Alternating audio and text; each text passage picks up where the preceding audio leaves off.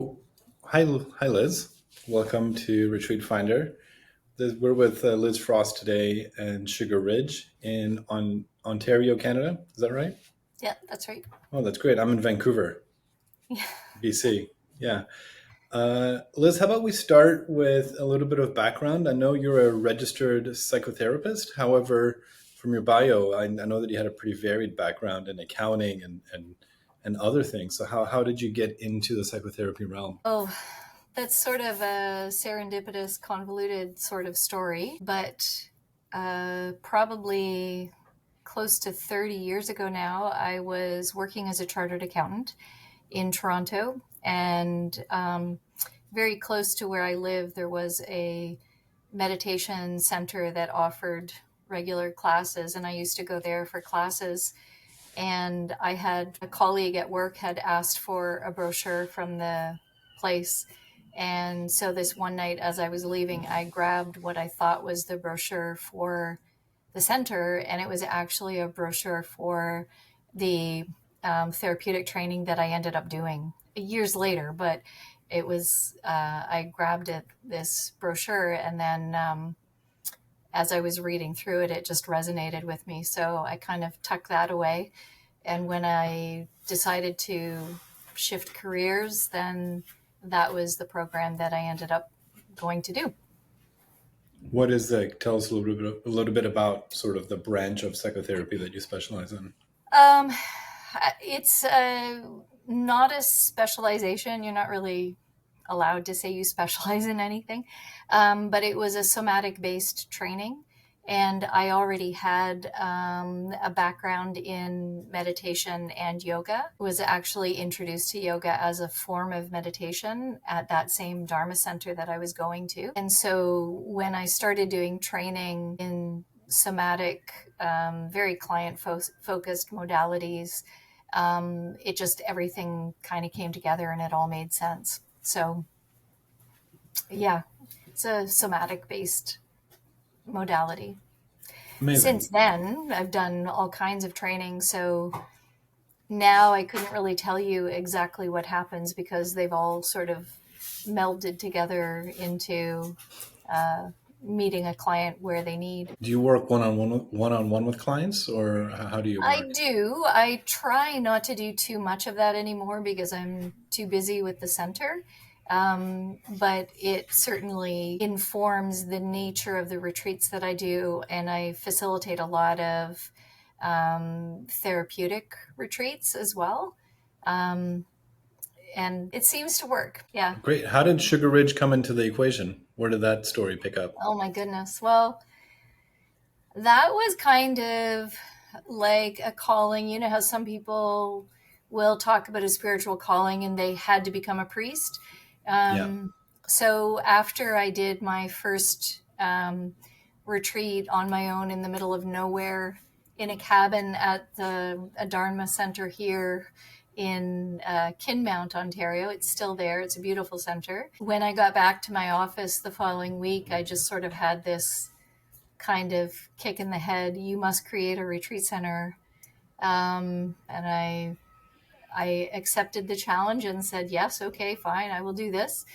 And then it was probably about 6, 7, 8 years later that I finally the stars aligned and I was able to really put it together and found the property and started building it. And when was this? This was In 2005 is when I bought the property. wow, amazing. So we're coming up almost on 20 years here. Almost, And yeah. The center itself, we're in year 17 now. We've been open 16 years. It took a few years it took a whole year just to get all the building permits and then a couple of years of construction to build everything. I'm scrolling through your website. You have what you call stay with us, and then you have retreats. So I'm guessing you do what we in our vernacular call personal retreats, where people can come on their own kind of time frame and stay for like check Yeah, in and check out for a period of time. Can you yeah. tell us a little bit about the personal retreats and then the group programs and kind of what Sugar Ridge has to offer? Yeah, so the personal retreats are for people who are looking for a quiet, peaceful place just to get away and do whatever it is that they need. So for some I'm going to share people, my they're screen while we go too, so sure. I'll poke around while we go. Okay. For some people, they might be going through something in a life stage um, sense. They might Hmm. have they might have lost someone. They might be grieving. They might be going through a separation or divorce, um, or they're changing careers, or they're just incredibly stressed. Um, and they can come and do whatever it is that they need. Sometimes that involves booking some therapy. So sometimes it's not the norm and it certainly isn't required, but sometimes people benefit from talking to me in a more therapeutic way. Um, they can have massage, they can do whatever they need. So we have really lovely practitioners who come in from the community to offer different kinds of massage or reflexology or Reiki. Hmm. And then, of course, we feed everybody when they're here. And then for the group retreats, you can come as an individual, or sometimes it's a group of friends who come. Sometimes it's couples. It might be an adult parent with their adult kids. Um, and so doing whatever is on the agenda for that retreat. So we do a lot of yoga and meditation retreats. We do things like juice cleanses. We do more therapeutic stress reduction retreats, um, silent meditation retreats. So there's quite a variety. The theme is always around stepping away, taking time to be introspective, letting us take care of you. We live in a society that people just stay so busy, and most people are really busy taking care of other people in their life, and so stepping away, being on a retreat, allows them an opportunity to do something for themselves, take care of themselves. It's kind of that, first principle of mindfulness is self compassion. So when we take better care of ourselves, we show up in the world in a more compassionate way and become better caregivers actually when our own needs are met. So it's kind of ironic, but it's usually the last thing that most people think of is taking care of themselves. Yeah, well, I mean, I think it's critical. You have to Absolutely. clean house before you Yeah. invite guests over. Your Yeah. group retreats, are they in-house programming where you partner with facilitators, or are they more venue rentals that you're then helping to promote your outside retreat leaders? No, most of the retreats that we offer, I have quite a roster of different facilitators that I know very well, and so I know what they do well, and then I create retreats for them to facilitate. And I still facilitate a fair number myself as well. Great. We are open to rental, but it's not our main business. It used to be, and then we switched into offering the programs that just seem to be most helpful and most in demand from people. What are some of the programs that have been in demand? Which ones really stand out as Yeah, so fulfilling? the ones that I have been doing from the very beginning, the week long retreats that are a juice cleanse, mindfulness based stress reduction, which is a really well known program. It's usually done as an 8 week program, and I do it as a 1 week retreat. Um, the longer silent meditation retreats, um, and then weekends that are yoga and meditation with a the theme of stress reduction. So there's some psychoeducation around stress, group discussions. Self compassion has been incredibly popular for the past, I would say, about 5 years or so, which is really lovely. it's kind of that bittersweet. It's really beautiful to see people coming and learning this stuff and wanting to take care of themselves, but it's really sad to see how many people really don't take care of themselves. And so it's coming to be, I think, more the norm that people are putting themselves aside, and often don't seek a retreat until they're at the point of so much collapse, but they're at the point where they're just so not okay and they're so stressed that they're having trouble functioning, and then they step away. So, yeah. And then, of course, there's always just the fun. A lot of people come away as a group of friends just to um, get together because they haven't seen each other in a year. And so they meet here doing something fun. So what does taking care of yourself mean to you? You made a reference to that a couple times, and everybody has a different sort of definition or protocol with regard to self-care, but what Yeah, does taking care of yourself mean in the Sugar Ridge philosophy? it means treating yourself as if you are equal to everybody else. And so um, a lot of the time there are things that we would do for another person. And a really simple example is when people are here, because I hear this a lot, they'll say that, we're talking about an activity or something, and people will say, oh, if it's only me, don't worry about it. And so then I will ask them, well, if this person standing right next to you wanted it, would you say that we should do it for her?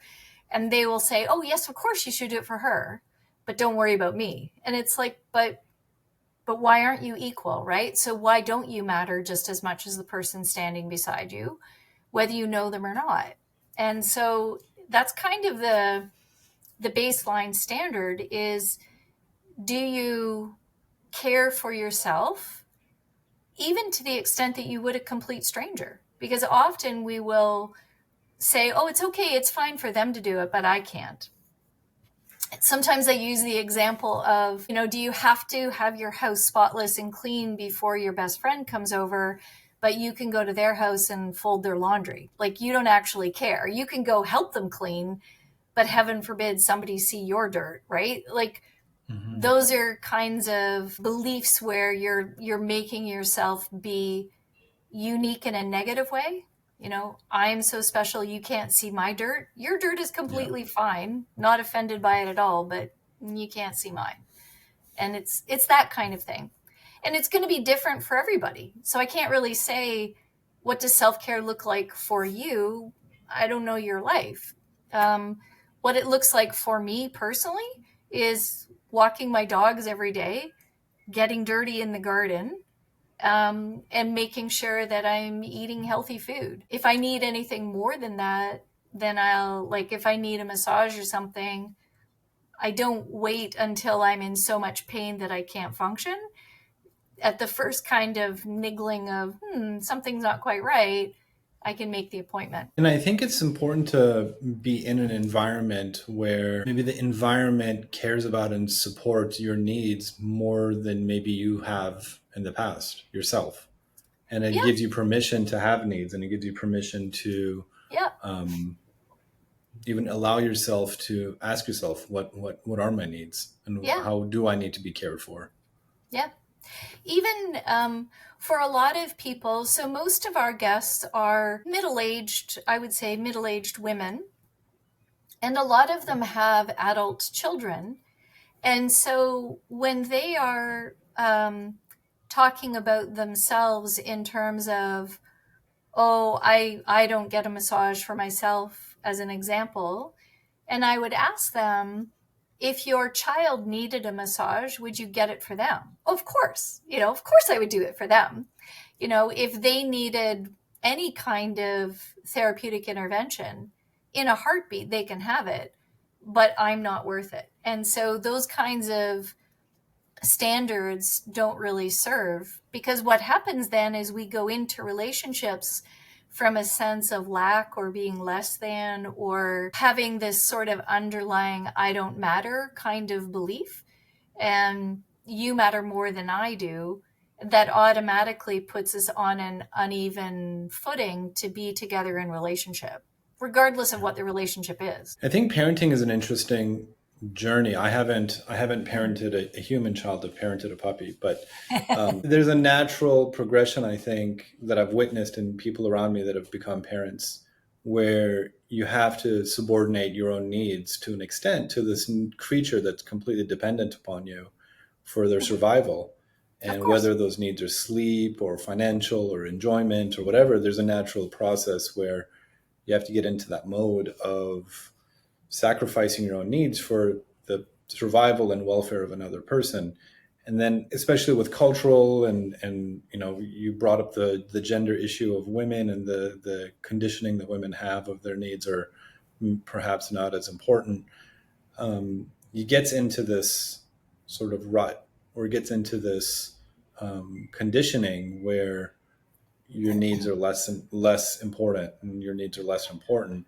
And I witnessed my mom go through this when my brother and I became adults, and she was so identified in her life's purpose as being a mother, as a major role in her life, that when we became independent adults, it was a bit of an identity crisis for her of like, okay, Yeah. what now? Like, what I've spent all these decades, years and decades literally caring for these people, and now they no longer need me. So where am I left now? Who am I and what are my needs? And so when you haven't spent that time to ask those questions and to make space for yourself, oftentimes it's like a, I don't know, it's like a muscle that's atrophied. It's like you don't really Yep. know. And so it's nice to enter a space again where those questions are being asked, and the attention is put back on you. Um, Absolutely. And I don't think I mean, it's stereotypical to say women do it, but men do it in different ways. So most men, and certainly in a family situation, most men put the family first in terms of making financial decisions or even time.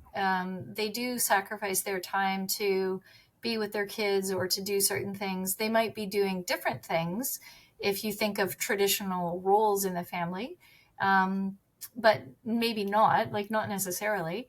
Um, and I think men have been just as conditioned, just in a different way, to put themselves aside for the other. I think. I mean, I could be wrong, but I think men struggle with it too. And just in terms of who comes to retreats and who comes to therapy, it's far more women than men. And that doesn't mean that men don't need it. It just means that they aren't willing to engage in that way to take care of themselves. so what you're So, saying is guys should feel free to go buy the boat. No. absolutely. Yeah. How does mental health play into this? You see people coming to your retreat center daily. What sorts of mental health challenges are they facing when they're coming to you? Like, what are some of the how do the challenges present in their lives where it might be an indicator that you might want to consider going on retreat? Yeah, I think, and depending on the retreat, so different retreats attract different people with different issues, like there are themes of issues. Sure. Certainly, the self compassion retreats, which we've been talking about, tend to be mostly populated by people who are incredibly lovely, incredibly stressed. They're so beautiful. They're just giving and giving and giving and getting burnt out with all of the giving and never receiving. And it's really beautiful to watch the transformation where people start to really pay attention to how do they treat themselves and start to shift. And that's just in a weekend, like shifting perspectives. As you start to incorporate mindfulness into what you're doing, you can't help but notice how do you treat yourself compared to everybody else. And when you're aware of that, then you can start to shift it. Other retreats, like the mindfulness based stress reduction, as an example, is really geared towards people who have depression and anxiety and starting to be more grounded in what's the present moment reality of the situation. So if you think about depression as being really stuck in the past, so there's this ruminating over things that have happened in the past and feeling sad about it. And often it goes hand in hand with anxiety, doesn't have to, but often then there's a fear of what may or may not happen in the future. And so as you become more present moment focused, and again, being able to shift perspective and notice what is actually true compared to what are you thinking, then your mood is improved with both of those. So people sleep better, they have better relationships, they have better communication, they're become more assertive, which is really just being grounded in yourself and feeling okay in your own skin. I mean, all of that happens from any consistent meditation practice, but when you bring in the intentional therapeutic aspects where there's more, say, guided journaling or introspective questioning, where people are being encouraged and invited to think about all of these different aspects of self, then there comes an awareness of what's the story I'm telling myself, and is that actually true, and does it serve me? And so if you poke holes in negative stories, you're going to feel better because you're realizing that what you're thinking isn't actually true. It might only be partially true. Mm. And of course, that doesn't mean that difficult things don't happen. You know, life is full of suffering. That's not really optional. Everybody suffers, not at the same time, thank goodness, so that we can take care of each other. Um, but everybody suffers, and everybody suffers in different ways. And to me, it's part of the beauty of being human is we have this gift of empathy to truly care and be able to hold space for people. One of the lovely things about on a retreat in this kind of setting, when somebody is going through something difficult, nobody is trying to tell them it isn't real, nobody's trying to take it away, nobody's trying to make their situation different. There's an acknowledgement and acceptance of you're suffering right now, and that's okay and it's normal. There'd almost be something wrong if you weren't suffering given these circumstances. But the person sitting right beside you might be celebrating something and they're going through something that's really wonderful, and that's fine too. So there isn't this sense of, I can't be okay because you're not okay, Mm. and vice versa. So nobody's trying to change what you feel. If anything, there's a deepening of feeling, but there's also this broadening of perspective. So when we put suffering in perspective, that's usually where we become resilient and come out the other side um, better for the experience. Not happy about the experience, but we've learned something, and we go through it rather than get Yeah, stuck there. I think it's so important to be in an environment that allows for your condition to exist and Mhm. makes space for your condition, no matter what it is, so that Absolutely. it's no longer repressed. It's there, like it's now brought to the forefront and allowed to be there. Yeah. And then you bring in, so from what I heard you say, correct me if I'm wrong, but the rumination can oftentimes ruminating on sort of negative or historical events can sometimes lead to anxiety, and that anxiety can lead to stress, and which becomes this self-fulfilling prophecy where you just keep ruminating and keep having anxiety. And that one of the Yeah. pathways out of that is mindfulness and being able to be Absolutely. present Yeah. with what is going on right now as a way to sort of bypass the rumination, Yeah. which would undermine the anxiety. And I would think that anxiety is then the response, the body physiological response to the rumination. So if you stop the rumination, it reduces the anxiety and gives you a little bit of like freedom to question the story. Like, okay, how much of Yeah. this rumination is actually true? And how Yeah. much of it is, am I doing just because I'm accustomed to and conditioned to keeping this pattern going? And so it's super important to be in an environment where the condition can exist without Yeah. judgment so that you can shine a light on it and ask those questions and kind of undermine it. Not necessarily undermine from a strategic standpoint, but ask, like, okay, is this serving a purpose? What is the purpose that this is serving? And is there something else that I want to replace this rumination with that could be more Yeah. positive and constructive for me? It always serves a purpose. Always, every dysfunctional behavior serves a purpose.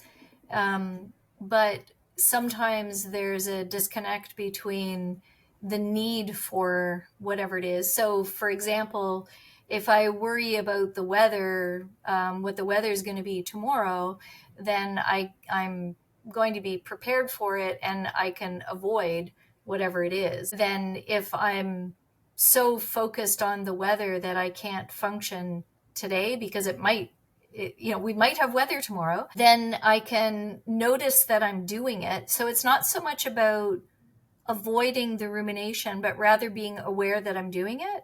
So if Mm. I'm aware that I'm so focused on the weather tomorrow that I can't really function today, then I can remind myself there's really nothing I can do about the weather tomorrow. I can prepare for worst case scenario in Ontario. Worst case scenario for tomorrow probably would be it's going to snow.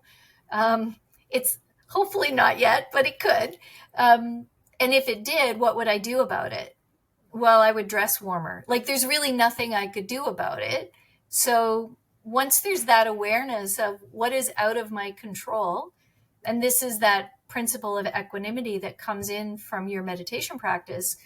Once I realize there's nothing I can actually do about the weather, then it allows me to be calm and accept whatever it is. Doesn't mean I'm going to like it, but I realize it's out of my control. When I'm aware of the rumination, then that awareness, that's really the point of mindfulness, right? Is becoming self-aware. So if I'm aware of my own behavior, then I can make a different choice and I can do something different. If I'm not even aware that I'm anxious, I'm stuck in the anxiety, if that makes sense. Yeah. Hmm. Hmm. So And if I'm aware, you said a word that I was going to bring up too in this, which is that there's an amount of acceptance. yeah, Acceptance is probably one of the keys to empowering yourself to go into a different way. Is yeah, not acceptance from a place of like agreement. Let's say right, somebody did me wrong 10 years ago in a divorce, or in a whatever, a business partner yeah. screwed me over 10 years ago, and I'm sitting here for the next 10 years ruminating about how I got It shouldn't have um, been that way. Yeah. shouldn't have Shouldn't been have that happened. way. Yeah. So I think that by looking at it and what you were saying, like not starting with acceptance, but by looking at the situation and having a sense of acceptance that this occurred, um, it kind of empowers you to step out of the it shouldn't have been, it shouldn't have been, it shouldn't, that loop that the rumination kind of feeds off of. Yeah. And acceptance It's doesn't have to mean agreement, it just means acceptance. Exactly. Yeah. So equanimity is one of the core skills that you cultivate through your meditation practice. And that is, you can think of it as the serenity prayer, right? It's that ability to accept what is within your control and what isn't. It doesn't mean that you become a doormat and nothing matters. And this is how it all ties into self compassion as well. So if something has happened that shouldn't have, there's an acceptance of, okay, well, that happened. So I don't know. Say you just came to my home and you grabbed my favorite vase and you threw it on the floor and smashed it. It's not right that you did that because you did it on purpose, but there's no amount of saying you shouldn't have done that that's going to bring the vase back. And so being able to accept, okay, my favorite vase is broken doesn't mean I'm happy about it. It doesn't mean I'm glad that you just did this, but I'm accepting that you did it. And then I have a choice point around, well, what is my place in this? What do I want to do about it? Say you're my best friend and you just came in and you did it on purpose because you were really mad at me for something that I had done. Well, then maybe it's me who needs to apologize to you. Or maybe you're, I don't know, a friend of my son and you came in and I don't really even know you that well and you just did this. Then I might have a choice point of, do I call the police? Are you stable? Like, do you need to go to the hospital or do you need to be in jail? Or Is, Hmm. my son somehow involved in this and he needs to be present? Or it could go any number of ways. So equanimity means you accept the situation.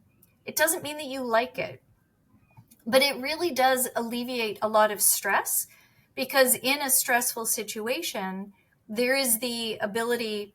It's like first responders do this automatically. They set aside the emotion for the moment of whatever it is they need to do. They have to do that in order to function. So they set aside their feelings, they take in the reality of the situation, then they have to determine what's priority, what needs to be done first, who needs care, that whole sequence of events.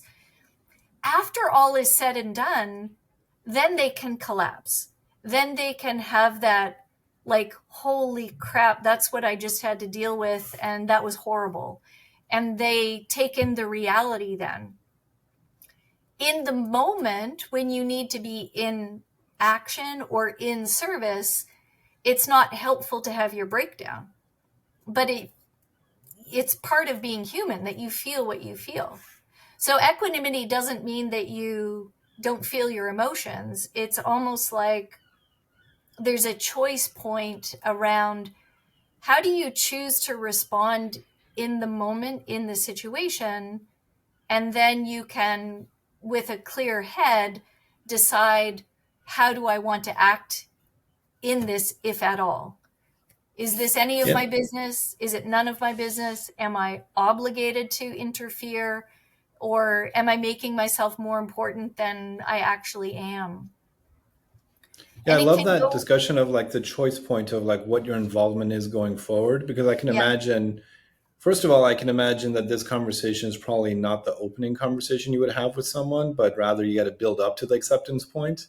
And second, I imagine somebody might be listening to this and being like, well, forget that. I'm not going to accept so and so for what they did. Like, that's going to let them off the hook. And so, what would Not you at say to all. Yeah. somebody that's like thinking that might be thinking that like, why should I accept them? They don't deserve my acceptance. You know, they screwed me, and I don't want to let them off the hook for what they did. They hurt me, etc. I think that So what you're talking about here is a acceptance, choice point. It's yeah. like you don't. Yeah, go ahead. Acceptance doesn't mean forgiveness. And acceptance doesn't mean that you have to accept them into your life. It doesn't mean you have to spend time with somebody who harms you. So just because you accept something, like I said, doesn't mean that you become a doormat. It doesn't mean that nothing matters.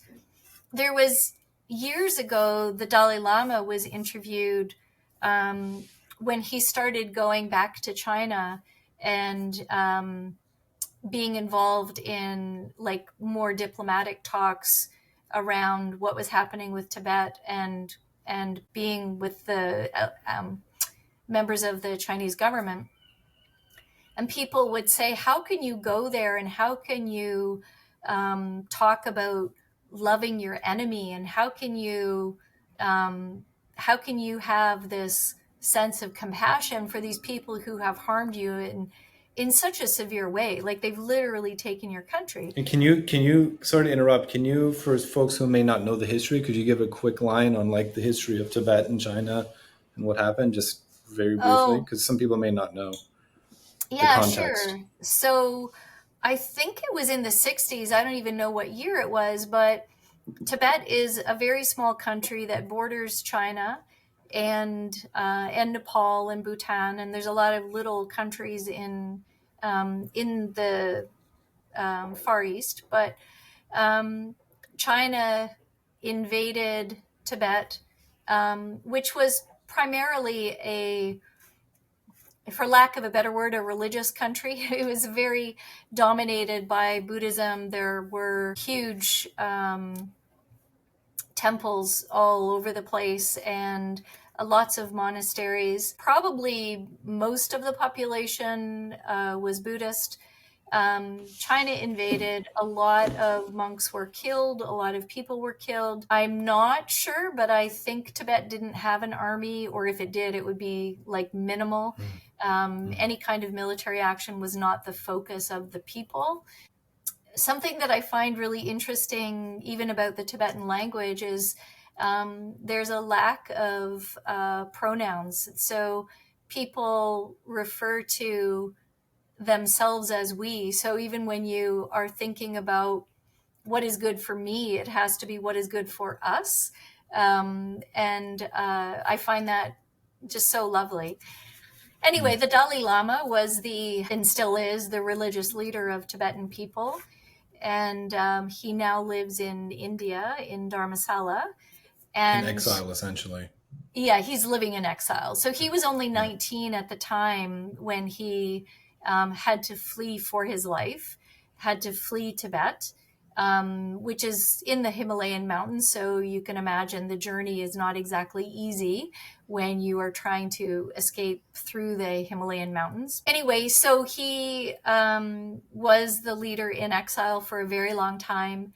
When it became safe for him to travel to China to try and negotiate for Tibet and for the rights of Tibetan people that were still living there, he was being questioned. And so at that point, I don't know how old he was, but I think he's like close to 80 now. I Mm. You can Google it. I don't know. Sounds Anyway, about right. Yeah, sounds yeah. about right. So he has lived most of his life in exile, and I think most people have heard of him. He travels around the world.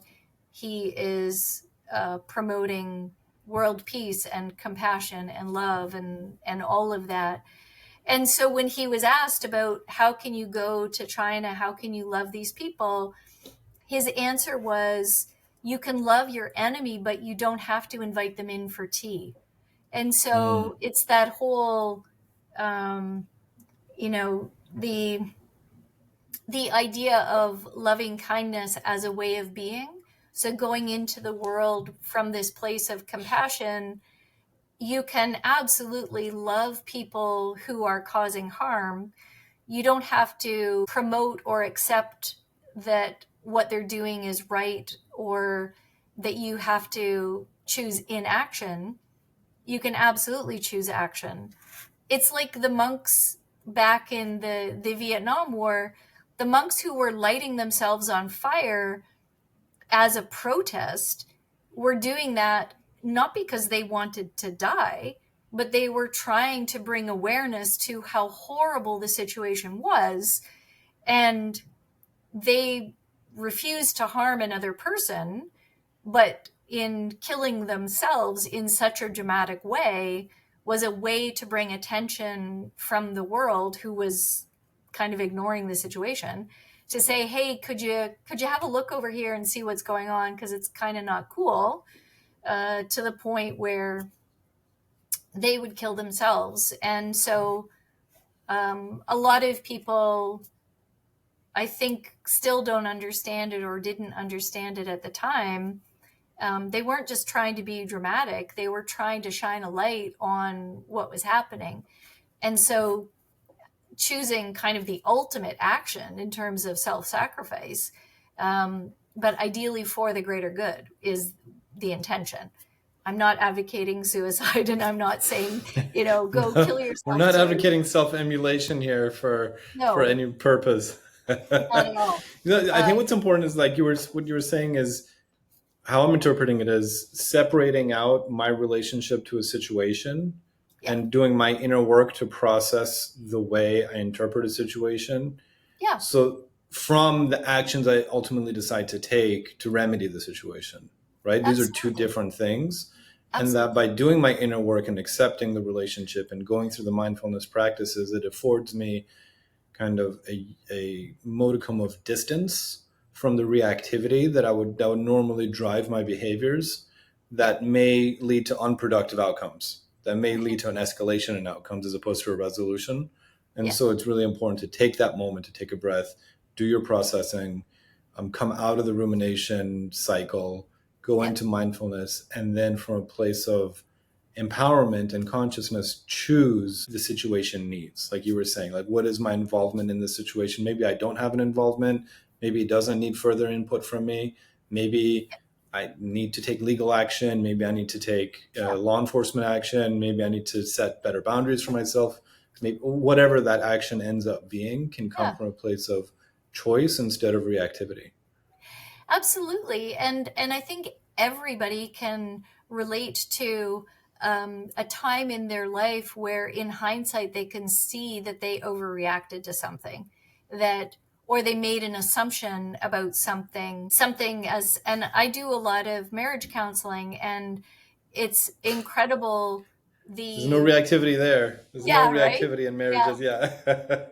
But it can be little things like you leave breadcrumbs on the counter, or you left the sticker from the apple, you stuck it to the sink, not just once, but you do it all the time. Or you left your tea bag in the sink and you know it bothers me. So many little things.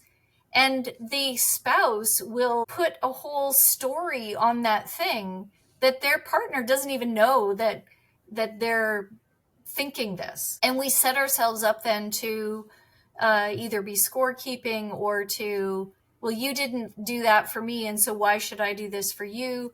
And it can escalate to the point where you have absolutely beautiful people who are being horrible to each other, and they don't know how to get out of that cycle.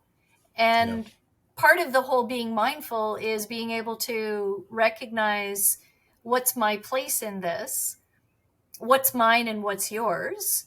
So, just because you're feeling something doesn't mean I have to take it on. And if my spouse is upset, that doesn't mean it was my fault. Like, they can actually have their own feelings that have nothing to do with me. But Yeah. if I'm making myself be so important that whatever it is that anybody is feeling, parents do this with their kids as well, and with their parents and so on, that if I'm always inserting myself, then I'm never just allowing you to be, and I'm never owning my own stuff too and saying, hey, I just had this thought that when you left the breadcrumbs on the counter, you did that on purpose because it bugs me, and I'm just telling you what I'm thinking, and I want to know, is that true, or am I just making that up?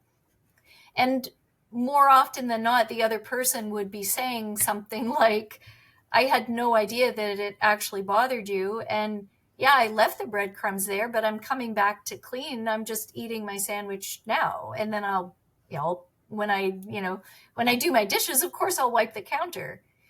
But if I never allow you the opportunity to go back and clean the counter, because I do it, damn it, I've got to get it done right away, then I fester and hold on to that resentment, then you don't even know. How do you even know I wiped the counter and I'm angry that you left it? Yeah. I don't And I just saw know. a video. I think the Gottman Institute has, I don't, I'm not an expert on this, but they do a lot of research into marriage. And one of the things that they identified as one of the keys to separation and divorce is contempt in a relationship. And I think Yeah, those kinds of situations and the resentment um, yeah, develop and fester into contempt that then sort of like ratchets up. I think if I mean, like as you were saying, listen, I realize I do all those things. of course I you put the do. sticker in the sink and We all all this kind of do. stuff. But it's We not all about the thing itself. It's no. about the It's what does it underlying represent? sort of frustration that Yeah, thing then becomes a trigger for. yeah. I think I would have fun with it if somebody came to me and complained about breadcrumbs on the counter. I think I would take a whole like loaf of bread and toast it up and like crumble it everywhere and have it like in the bedroom too and be like, here you go. Let's roll around in the crumbs and let's make some art out of it. Let's have some fun with this. Let's transform your relationship to breadcrumbs. What do the breadcrumbs represent? Yeah. Because of course it's not about Exactly. the sticker, it's not about the breadcrumbs, it's not about whatever it is, but it is absolutely that source of contempt. And when you realize that you are avoiding your partner, or when you are resenting your partner, or you are scorekeeping, it's not a good sign, right? And so being able to notice, how are you uh, perceiving, and again, this is mindfulness, right? So when you notice, what is the story you're making up about the people that you love, and is it true? Does it serve them? Does it serve you? um, and yeah, And we do it all the And also, time. like, what is the need that that frustration was trying to get resolved? Like the breadcrumbs or whatever, there was something there underneath that that wanted to be heard and received. Was it, do you Yeah. feel unappreciated for the effort you put into keeping the house clean? Do you feel like your standards of cleanliness aren't being upheld? Do you feel like, I don't know, any number of things that an individual could be interpreting the breadcrumbs as meaning to them? So again, it goes back to that story Yeah. making that you were talking about before. It's like, what's the story you're making the Yeah. breadcrumbs mean? Not to say that the breadcrumbs themselves should be accepted and should be like, it's fine. Like, yeah, let's clean up the breadcrumbs, but let's take a step back and see what it is that upset you about the breadcrumbs, so that that doesn't get, even if I come and wipe the breadcrumbs, there's a more important story going on here of Yeah. like what part of your experience or your self-expression was missed and wasn't received. Yeah. And this is where all of this stuff ties back into self compassion. So if I was secure in myself and I was uh, not taking on, the stuff of my partner, then when I see the breadcrumbs on the counter, it wouldn't represent me. It wouldn't represent our relationship. If it's something that bothered me, then I would be able to go to my partner and say, hey, every time you make a sandwich, you leave breadcrumbs on the counter and then you never really come back and clean it. And I'm just wondering, do you expect me to clean it all the time? Which I may or may not agree to. Maybe. Or, and this is not to get into using you as an example, but when you shared your mom was always taking care of you. If you had left breadcrumbs on the counter, she probably would quite happily clean them up because it gave her meaning. She's taking care of you. And I don't mean to minimize whatsoever her role. Um, but there's a sense of I take care of the family. And for a lot of people, that's part of it is I clean, I do the dishes. I don't even expect anybody to do the dishes. It's my job. And I'm totally fine with it. If I'm not fine with it, so then say you go and you're married to somebody else and they're not willing to do that, then you need to negotiate and have a conversation around, hey, I don't actually want to clean up after you. What are you willing to do? What am I willing to do? How do we figure this out? And it's only when you both aren't willing to compromise that you're going to have difficulty. But if Yeah, if absolutely. right, when you can see the what's the greater good, um, then of course, and if once in a while I'm cleaning up after my partner, I could care less because he's going to clean up after me too. So there's a give and take. If I'm scorekeeping, it's like I wiped the counter 3 times this week and you only did it once. Like, well, that's not going to serve anybody. Yeah. Yeah, totally. And I think it's a constant negotiation too. I mean, I remember when I was in my 20s, I lived in San Francisco with some housemates, and I was the clean one.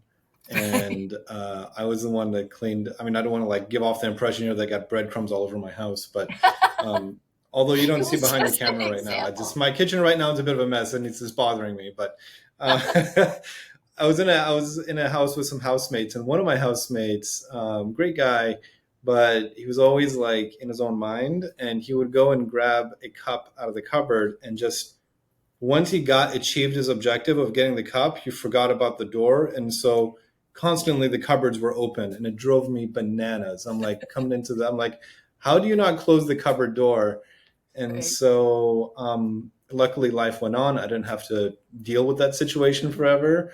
But I know in other situations, I've been in long-term relationships where my partner was had a higher standard of cleanliness, or like when we came back from a trip, the laundry would have to get done immediately and put away before we could relax. And I'm pretty okay, but I'm okay with like luggage being there for a day.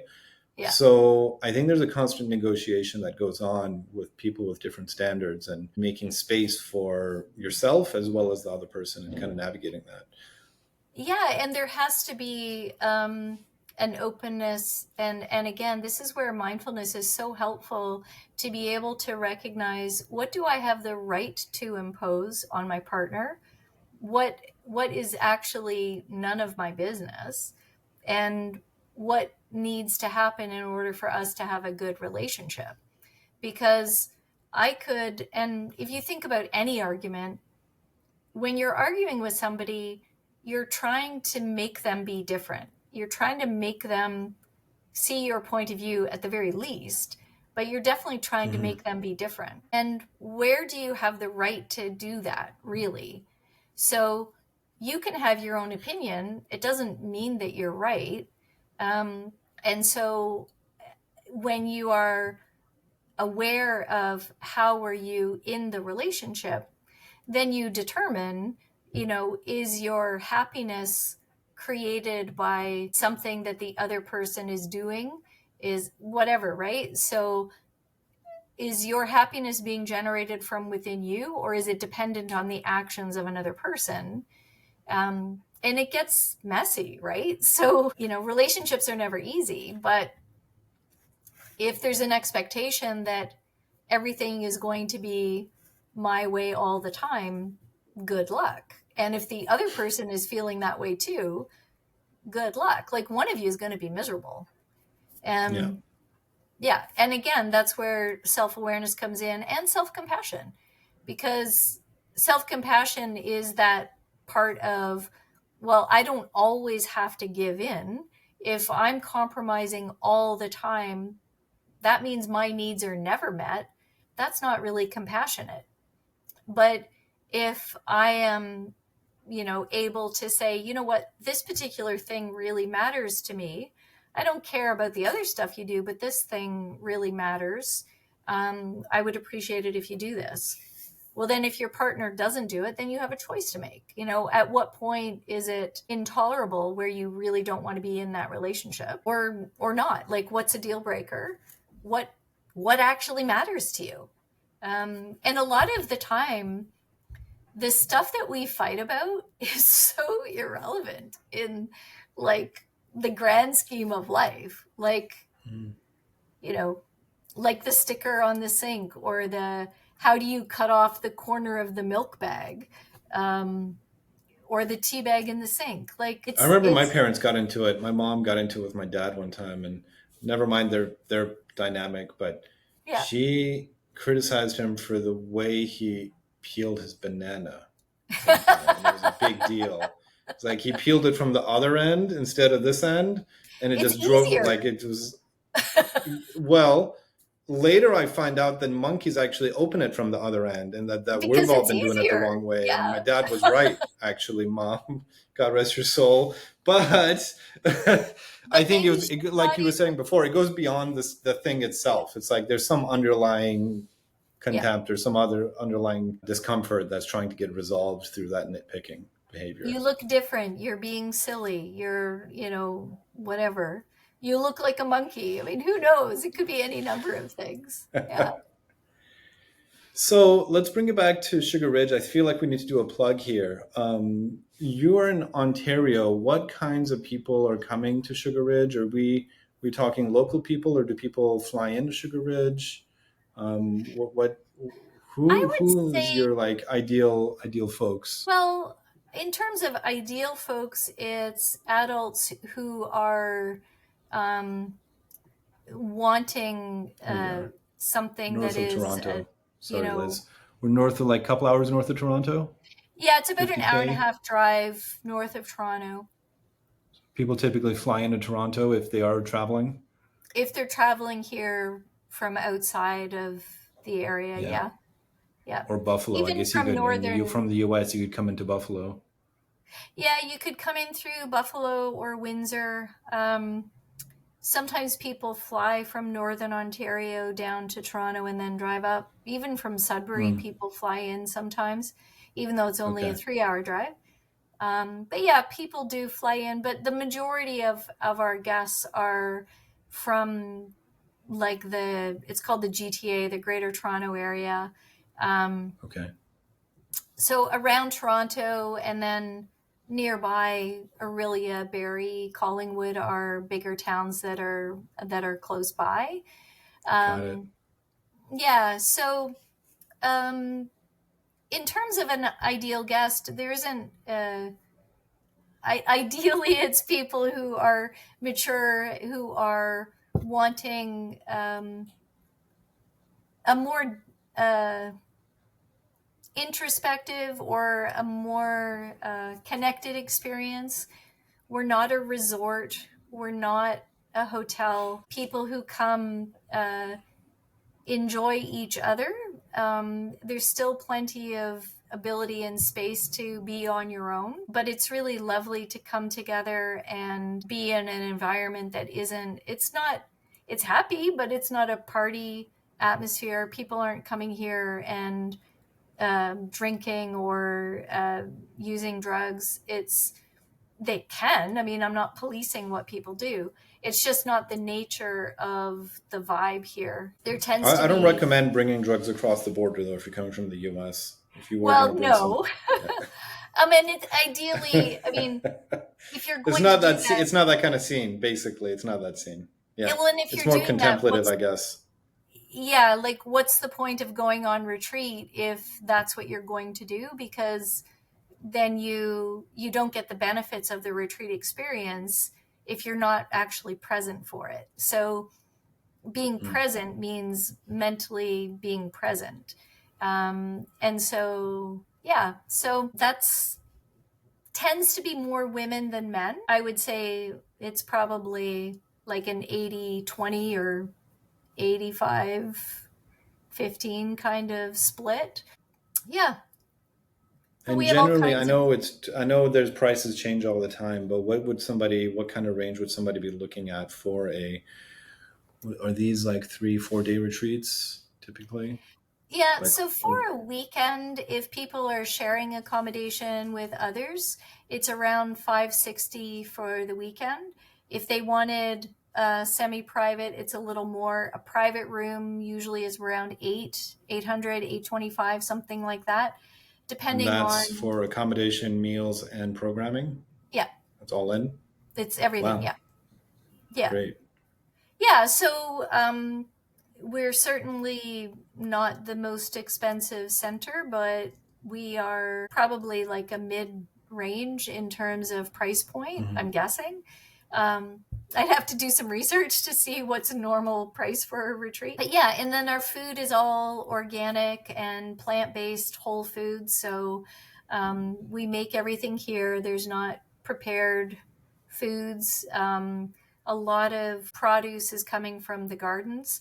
We're coming into fall, so there won't be as much. But I just built a huge greenhouse that I'm looking to be using throughout the winter for a lot of greens. And yeah, so anyway, Amazing, beautiful. And you have yeah, programming all year round. Do you have off season, or do you accept people year round? we don't have an off season. We're busy all year. And yeah, so we do have four very distinct seasons. In the winter, we have a lot of snow, usually 2 to 3 feet of snow. So then we shift into, because I do encourage people to be outside. So we shift into some outdoor, like cross country skiing or snowshoeing. We're lucky in that our next door neighbor to the north of us is a 3,000 acre provincial land Ooh, conservation area. So, nice, yeah, it's beautiful. And so they maintain about 25 kilometers of trails and they set tracks for the winter. This time of the year, we're hiking. The forest is it smells amazing right now, and there's so many different colors in the trees. And we're just going to start coming into November where it'll be rainy and then all the leaves come down. And then usually by sort of mid December, we have a bit of snow on the ground that stays. And then by March, it's spring again. So, yeah. beautiful. Yeah, like I said, I'm in Vancouver, and our rain has started in the Pacific Northwest. There's 2 seasons: raining and not raining. And I'm in 2 weeks. I'm going to Vermont for a retreat, and looking forward Nice. to that New England fall foliage, Yeah. and hopefully capturing some good footage of that. Oh yeah, for sure. It'll be Going to be beautiful. beautiful. Yeah. Yeah. Okay, great. So we're going to stay on here.